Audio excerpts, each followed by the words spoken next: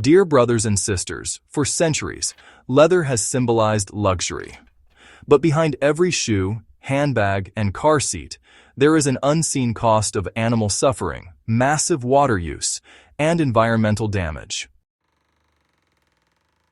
Our channel, Mission Viksit India, explores new ideas to help India become a fully developed nation by the year 2047. Today, we talk about a remarkable breakthrough: the science of compassionate leather.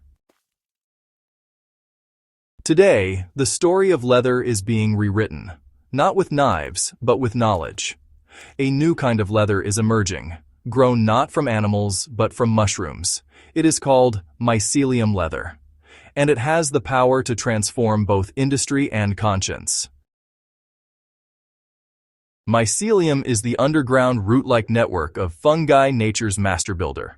Under controlled temperature and humidity, mycelium grows rapidly into dense, flexible sheets. These sheets are harvested within days to weeks, then dried, pressed, and finished with bio-based coatings to create a soft, durable material that captures the look and feel of leather without killing a single animal. The technology is still evolving, but progress is fast and real. Why does this matter? Mycelium leather is cruelty-free and vegan. It uses up to 95% less water than animal leather, which is amazing. It's low carbon with no livestock and almost no methane at all. Depending on the finishing, it can even be biodegradable. In simple words, this is leather without loss of life. A global shift has begun. Across Europe and the United States, startups are already producing mycelium leather in laboratories. Global fashion, lifestyle, and automotive brands are testing it in limited product lines. These are early stages, not mass replacement. But they signal something historic. For the first time, technology is challenging cruelty through innovation, not protest.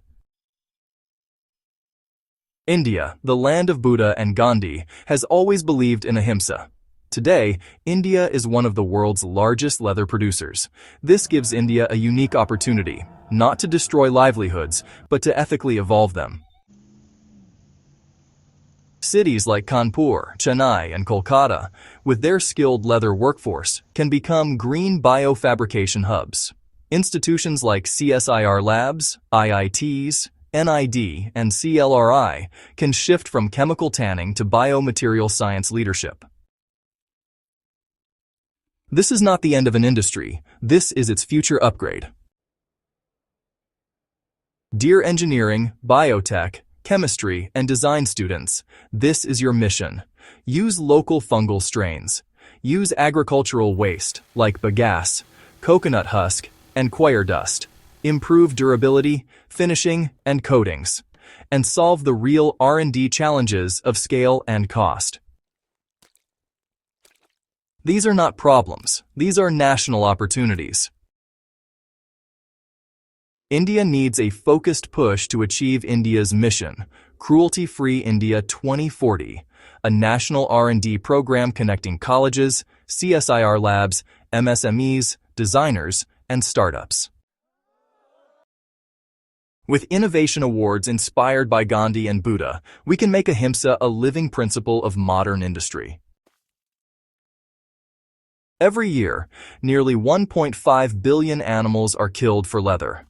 Replacing even a fraction of that with bio-leather can save millions of lives and billions of liters of water.